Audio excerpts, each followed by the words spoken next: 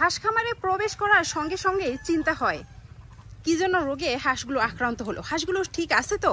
হাঁসগুলো স্বাভাবিক আছে তো? ঠিকভাবে খাবার খাচ্ছে তো? হাঁসগুলো কোনোভাবেই রোদরে পড়ে নেই তো? হাঁসগুলো সুস্থ স্বাভাবিক রাখার জন্য আমার প্রয়োজনীয় পদক্ষেপ কি হতে পারে? খাবার মেখে কতক্ষণ আগে রেখেছি, খাবারে গন্ধ সৃষ্টি হয়নি তো?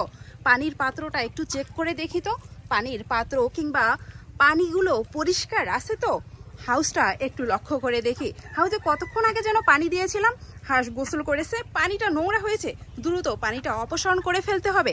এই তো এই জায়গায় রোদ এসেছে, এই জায়গায় যদি হাঁস বেশিক্ষণ থাকে তাহলে হাঁস তো অসুস্থ হতে পারে, হাঁসে অজীর্ণ হতে পারে, এতক্ষণ রোদে থাকার ফলে হাঁসের ঠান্ডা সর্দি রাখতে পারে। তো এমন চিন্তা ভাবনা কিংবা এই বিরক্তিকর পরিবেশ পরিস্থিতির ওপর ডিপেন্ড করে আমি হাঁসগুলোকে কিভাবে পালন করছি এবং আমি বদ্ধভাবে হাঁস পালন করতে গিয়ে কি কি বাধার সম্মুখীন হচ্ছি বিভিন্ন সিচুয়েশনের ওপর ভিত্তি করে আজকের ভিডিওতে আপনাদেরকে সেই সম্পর্কে জানাবো। আশা করছি পুরো ভিডিওটি আপনারা মনোযোগ সহকারে দেখবেন এবং শুনবেন। আর এই ভিডিওটি দেখার পরে বর্তমান পরিস্থিতির উপর ডিপেন্ড করে আপনারা হাঁস খামার কিভাবে পরিচালনা করবেন, কি কি রোগ হচ্ছে কিংবা এই রোগগুলো কেন হচ্ছে, এই রোগগুলো থেকে পরিত্রাণ পাওয়ার জন্য প্রয়োজনীয় পদক্ষেপ কি হতে পারে, আমি সেই সম্পর্কে আপনাদের জানানোর চেষ্টা করব। আসসালামু আলাইকুম প্রিয় খামারি ভাই বোনেরা, আশা করছি সবাই ভালো আছেন, সবাই ভালো থাকেন, সুস্থ থাকেন এই কামনা করছি। আপনারা জানেন যে আমি কিন্তু বর্তমান সময়ে বিভিন্ন কাজে ব্যস্ত থাকি। যেমন আমার দুটো হাঁস খামার পরিচালনার পাশাপাশি আমি এই হাঁসগুলোকে নিজের হাতে তৈরিকৃত খাবার দিচ্ছি, অর্থাৎ ডিমের জন্য যে খাবারটা আপনারা বাজারের রেডি ফিটের উপর ডিপেন্ড করে খাওয়ান কিংবা বাজারের রেডি ফিট চড়া মূল্য দিয়ে কিনে খাওয়াচ্ছেন, আমি কিন্তু বাজারের রেডি ফিটের উপর ডিপেন্ডেবল না। আমি নিজে একটা নির্দিষ্ট ফর্মুলা মেনটেন করে সেই ফর্মুলাটা 15 থেকে 20 দিন পর পর চেঞ্জ করে আমার হাঁসের উপর বেস করে খাবার তৈরি করছি এবং দীর্ঘদিন থেকে তৈরি করার চেষ্টায় আছে এবং কিছু মাস কয়েক মাস আগে থেকেই আমি কিন্তু এই কার্যক্রম চালিয়েছি। আলহামদুলিল্লাহ ভালো রেজাল্ট পাচ্ছি। বাজারের রেডি ফিটের তুলনায় তুলনামূলক আমি 5 থেকে 60 টাকা কম খরচে খাবারটা তৈরি করতে পারছি এবং এই খাবার তৈরির ক্ষেত্রে আমি অনেক ধরনের সুবিধা পাচ্ছি। যেমন আমার হাঁসের রুচি কমে গেলে আমি সেই খাদ্যে রুচি বৃদ্ধির জন্য কিছু মেডিসিন দিতে পারছি। আমার হাঁসের গ্রোথ কমে গেলে সেই হাঁসগুলোর গ্রোথ বৃদ্ধির জন্য কিছু মেডিসিন দিতে পারছি।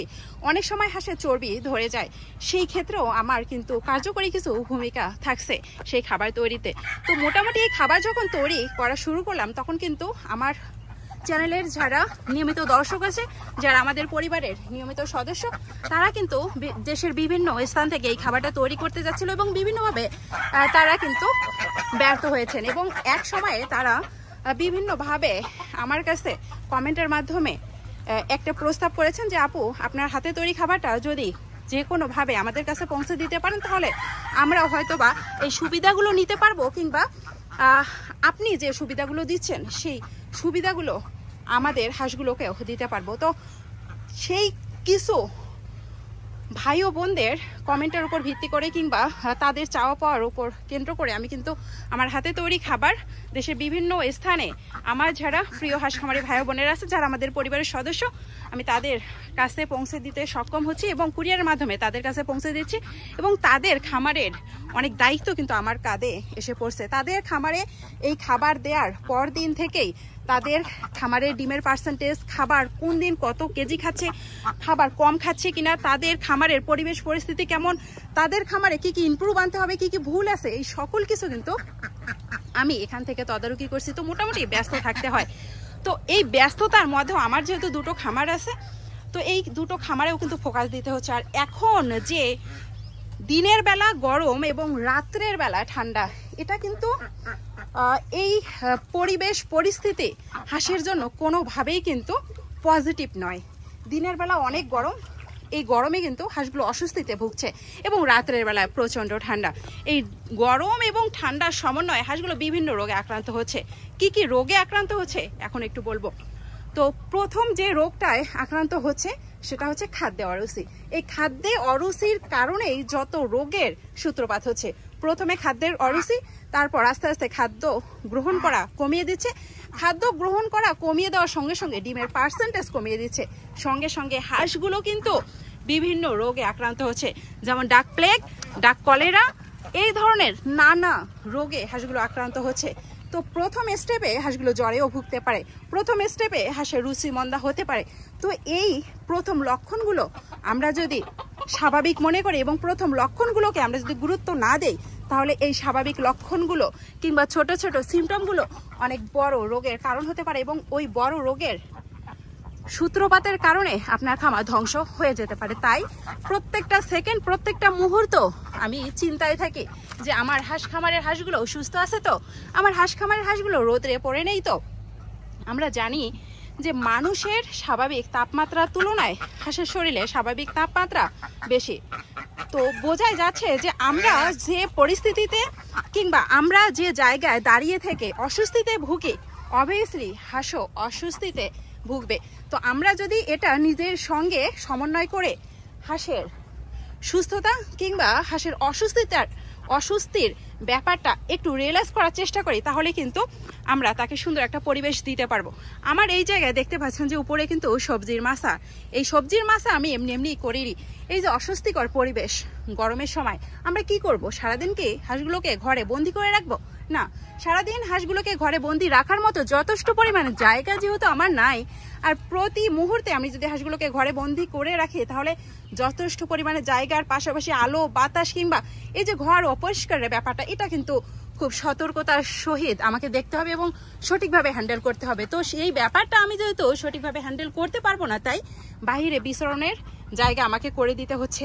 তো এই বাহিরে বিচরণের জায়গাটা যদি প্রখর রোদে হয়, আর হাঁসগুলো যদি এখানে খাবার খায়, এখানে বিচরণ করে, এখানে বিশ্রাম করার জায়গা হয়, তাহলে অবশ্যই হাঁসগুলো অস্বস্তিতে ভুগবে। আর হাঁসকে অস্বস্তিতে ভুগিয়ে আপনি কখনোই হাঁস থেকে কাঙ্ক্ষিত ফলাফল পাবেন না। যার জন্য আমি কিন্তু এখানে মাছার ব্যবস্থা করেছি এবং যাতে করে হাঁস এখানে স্বস্তিতে থাকে এবং স্বস্তিতে খাবার পানি গ্রহণ করতে পারে। তো আমার হাঁস খামারটা মোটামুটি একটু কিন্তু বড়। তো এই বড় জায়গা, বিশাল জায়গা জুড়ে আমি যদি ছায়ার ব্যবস্থা করতে চাই, তাহলে ঠান্ডার সময় কি হবে? ঠান্ডার সময় কিন্তু কিছু রোদের দরকার আছে, কিংবা হাঁসগুলোর যখন প্রচুর শীত করে তখন একটু রোদের আশ্রয় নিতে চায় কিংবা রোদে কিন্তু আশ্রয় গ্রহণ করে তাদের ভালো লাগার জন্য কিংবা স্বস্তি ফিরিয়ে আনার জন্য। তো প্রচুর ঠান্ডাতে যেমন এরকম রোদের দরকার হাঁসগুলোকে সুস্থ রাখার জন্য, তেমনি গরমের সময় এই রোদ হাঁসের অস্বস্তির কারণ এবং এই রোদ থেকে হাঁস বিভিন্ন রোগে আক্রান্ত হতে পারে। আমি এখানে যে খাবার কিংবা যে পানি দিয়েছি, কোনোভাবেই এই খাবার এবং এই পানি যদি এরকম রোদে আমি দিয়ে রাখতাম, তাহলে এই খাবারের যে গুণগত মান সেটা কিন্তু নষ্ট হয়ে যেত। এবং এই পানি, এখানে কিন্তু যে পাত্রে পানি আছে অল্প পরিমাণে পানি, এবং এই অল্প পরিমাণে পানি রোদের মাধ্যমে গরম হয়ে যেত। আর এই গরম পানি, গরম খাবার হাঁস যখন খেত, আস্তে আস্তে হাঁসগুলো অস্বস্তিতে ভুগত এবং হাঁসগুলোর ভিতর অজীর্ণ কাজ করতো এবং অজীর্ণর কারণে হাঁসের পেটের গোলযোগ সৃষ্টি হতো, হাঁস রুচি মন্দায় ভুগতো, হাঁস খাবার কম গ্রহণ করতো, ডিমের পার্সেন্টেজ কমতো এবং আস্তে আস্তে এভাবেই কিন্তু রোগের সূত্রপাত হতো। তো এই বিষয়গুলো আমি রিয়েলাইজ করেছি, এই বিষয়গুলো আমি হয়তো বা প্র্যাকটিক্যালি পেয়েছি, তাই কিন্তু কোনোভাবে আমি হাঁসের খাবার পাত্র, পানির পাত্র রোদে রাখি না। কারণ রোদে কিছুক্ষণ আমি যদি পানির পাত্র রাখি, প্রচণ্ড গরম হয়ে যায়, খাবার পাত্র রাখি প্রচণ্ড গরম হয়ে যায়, আর এই খাবারের গুণগত মান নষ্ট হওয়ার পাশাপাশি এই খাবার থেকে ক্ষতিকারক কিছু দিক তৈরি হয়। তাই আমি খাবার পাত্র এবং পানির পাত্র এভাবে কিন্তু ছায়াযুক্ত স্থানে রাখি। পাশাপাশি এই যে হাউজে পানি দিচ্ছি মোটরের মাধ্যমে, তো সকালবেলা যদি পানি দিয়ে আমি চলে যাই যে পানি তো দিয়েছি, এখন হাঁস ইচ্ছা মতো গোসল করুক, যেহেতু গরমের পরিমাণ অনেক বেশি, তাই বারবার হাঁসগুলো কিন্তু হাউজে যাচ্ছে, গোসল করছে। তো বারবার যেহেতু হাউজে যাচ্ছে, তাই অবশ্যই হাউজের পানি বারবার নোংরা হয়ে যাচ্ছে এবং গরম হয়ে যাচ্ছে। তো আমি যদি সকালবেলা যে পানি দিয়েছি, এটা যদি দুপুরের মধ্যে অপসারণ করে ফেলি, তো অপসারণ করার কিন্তু জায়গা আছে, আমি কিন্তু অপসারণ করি এবং পুনরায় এখানে পানি দেই, ঠান্ডা পানি এবং পরিষ্কার পানি, যার মাধ্যমে হাঁসের কিন্তু এই পানি থেকে কোনো ধরনের ফুড পয়জনিং কিংবা এই পানি থেকে রোগের সম্ভাবনা কম থাকে। আমার এই খামারে কিন্তু দুটো হাউস সচল আছে, আর পাশেই দেখতে পাচ্ছেন নদী। আমি কোনোভাবেই নদীতে ছাড়ি না কিংবা প্রাকৃতিক খাবারের উপর আমি ডিপেন্ডেবল না। তো এখানে দেখতে পাচ্ছেন এই হাউসটা পরিষ্কার করে আমি কিন্তু পানির ব্যবস্থা করেছি এবং পানি চলাকালীন অবস্থায় এখনো কিন্তু হাউসটা ভরে যায়নি তাতেই কিন্তু হাউজের পানি নষ্ট হয়ে গেছে, অর্থাৎ অপরিষ্কার হয়ে গেছে। কারণ কি, হাঁস বেশি করে গোসল করছে, বারবার এখানে আসছে, তাই এই হাউজের পানি বারবার চেঞ্জ করে দিতে হবে। পাশাপাশি আরও কিছু ব্যাপার আছে। হাঁস যেহেতু এই জায়গাটাতে কিংবা এই যে উঠান আছে, হাঁসের যে বাড়ি আছে, আমাদের যেমন বাড়ি প্রতিদিন পরিষ্কার করতে হয়, ঘর পরিষ্কার করতে হয়, উঠান পরিষ্কার করতে হয়, পাশাপাশি কিন্তু হাঁসের যে বাড়ি আছে, হাঁসের যে উঠান আছে, এটাও কিন্তু প্রতিদিন পরিষ্কার রাখতে হয়। এবং এই যে হাঁসের মলগুলো এখানে বিচরণ করে কিংবা এই মলগুলো এখানে ত্যাগ করে, এই মল থেকে নানা ধরনের রোগের সৃষ্টি হতে পারে। তাই আমি ঝাড়ু দিয়ে প্রতিনিয়ত এই খামারটা পরিষ্কার রাখার চেষ্টা করি। এখানে দেখতে পাচ্ছেন যে ঘরের পিছনে কিন্তু অনেক হাঁস এসে বিশ্রাম গ্রহণ করছে। তার কারণ এই জায়গাটা উপরে দেখতে পাচ্ছেন যে বাঁশের ঝাড়, এবং বাঁশের ছায়াতে হাঁস স্বস্তি পাচ্ছে, তাই কিন্তু এখানে বিশ্রাম গ্রহণ করছে। এই জায়গাটাও কিন্তু পরিষ্কার, এখানে বাঁশের পাতা বেশি পড়ার কারণে অপরিষ্কার লাগছে, যদিও আমি কিন্তু কয়েকদিন পর পর এই জায়গাটা পরিষ্কার করি। তো বোঝাই যাচ্ছে যে যেখানে গরম সেখানে হাঁস অস্বস্তিতে ভোগে এবং ঠান্ডা পরিবেশে হাঁস থাকতে পছন্দ করে। তো আপনার খামারে যদি ঠান্ডা, গরম কিংবা সকল প্রকার সুবিধা কিংবা সকল প্রকার ব্যবস্থা না থাকে, তাহলে কিন্তু আপনার হাঁসের সুস্থতা আপনি কখনোই কাম্য কিংবা কামনা করতে পারেন না। আর হাঁস যদি অসুস্থতায় ভুগে কিংবা সুস্থ না থাকে, তাহলে সেখান থেকে অবশ্যই কাঙ্ক্ষিত ফলাফল আপনি আশা করতে পারেন না। তো এখন যেহেতু গরমের সময় ডিমের প্রোডাকশন তুলনামূলক কম, এই অস্বস্তিকর পরিবেশের কারণে, পাশাপাশি ডিমের দামও কম। তো এমন তো অবস্থা আমরা কি করব? আমরা অবশ্যই সতর্ক থাকব। তো অনেকেই জানতে চান যে আমি ভ্যাকসিন করি কিনা। বর্তমানে যে ডিমের জন্য হাঁসগুলো আছে, আমি ভ্যাকসিন করি না। কেন ভ্যাকসিন করি না, এটা আসলে আমার ব্যক্তিগত মতামত। আমি কখনোই আপনাদেরকে সাজেস্ট করব না যে আপনারাও ভ্যাকসিন করবেন না। আমি কেন ভ্যাকসিন করি না একটু বলি। যে এই যে গরম, অস্বস্তিকর পরিবেশ, আমি যদি ভ্যাকসিন করি, প্রত্যেকটা হাঁসকে আলাদা আলাদাভাবে ধরতে হবে। আর আমি কোনো না কোনো একটা রোগের জন্য ভ্যাকসিন করব। তো একটা রোগের ভ্যাকসিন করতে গিয়ে অন্য রোগে হাঁসগুলোকে যদি আমি আক্রান্ত করে ফেলি কিংবা অন্য রোগের সম্ভাবনা যদি বাড়িয়ে ফেলি, তাহলে কি হবে? এগুলো যেহেতু ডিমের হাঁস, এগুলোকে আলতোভাবেই কিন্তু পালন করতে হচ্ছে। তো প্রত্যেকটা হাঁসকে আমি যদি ধরি, প্রত্যেকটা হাঁস ভয় পাবে, প্রত্যেকটা হাঁস ব্যথা পাবে, এবং প্রত্যেকটা হাঁসের পেটে কিন্তু সামান্য ধরনের অজীর্ণ হয়ে যাবে। তো আমি একটা রোগের কিছু প্রতিষেধক ব্যবহার করলাম, অন্যান্য রোগের সূত্রপাত কিংবা অন্যান্য রোগের সূত্র এখানে কিন্তু বয়ে নিয়ে আসলাম। তো এজন্য আমি ভ্যাকসিন করি না। আসলে হাঁস যদি সুস্থ স্বাভাবিক আমরা রাখতে চাই, তাহলে প্রতিনিয়ত খামার পরিষ্কার রাখতে হবে। হাঁসের মল যেন ক্ষতি না করতে পারে, এই জন্য হাঁসের ঘর নিয়মিত পরিষ্কার করতে হবে। হাঁসের বিচরণের জায়গা, এখানে দেখতে পাচ্ছেন যে হাঁসের বিচরণের জায়গা, এটা কিন্তু আমি ঝাড় দিয়ে প্রতিদিন পরিষ্কার করি এবং জীবাণুনাশক দিয়ে স্প্রে করি। তো প্রতিনিয়ত আমি খামারে স্প্রে করি, প্রতিনিয়ত হাঁসের খাবার পাত্র, পানির পাত্র পরিষ্কার করি, খাবার ঠিকভাবে দেই। এই যে হাঁসের অস্বস্তি, এই অস্বস্তির কারণ যেন আমার কোনো ভুল পদক্ষেপ না হয়, এই দিকে আমি লক্ষ্য করি। অতিরিক্ত গরমে আমি ঠান্ডার ব্যবস্থা রাখি, অতিরিক্ত ঠান্ডাতে আমি উষ্ণতার ব্যবস্থা রাখি। প্রতিনিয়ত খাবার পাত্র, পানির পাত্র কোন জায়গায় আছে সেটা দেখি। খাবার যদি কম থাকে, রুচি বৃদ্ধির চেষ্টা করি। শীতে কিংবা গরমে যে হাঁসের প্রবলেমগুলো হয়, সেই প্রবলেম সলিউশনের জন্য প্রয়োজনীয় পদক্ষেপ নেই। পানি যদি গরম হয়ে যায়, পানি যদি নোংরা হয়ে যায়, পানিটা আমি পরিবর্তন করে আবার নতুন কিংবা পরিষ্কার পানি দেওয়ার ব্যবস্থা রাখি। অনেকে মনে করেন যে ভ্যাকসিন দিলে ডিম কমে যায়। ভ্যাকসিন দিলে সরাসরি যে ডিম কমে যাবে কিংবা ভ্যাকসিন দেওয়ায় ডিম কমার কারণ, এরকম না।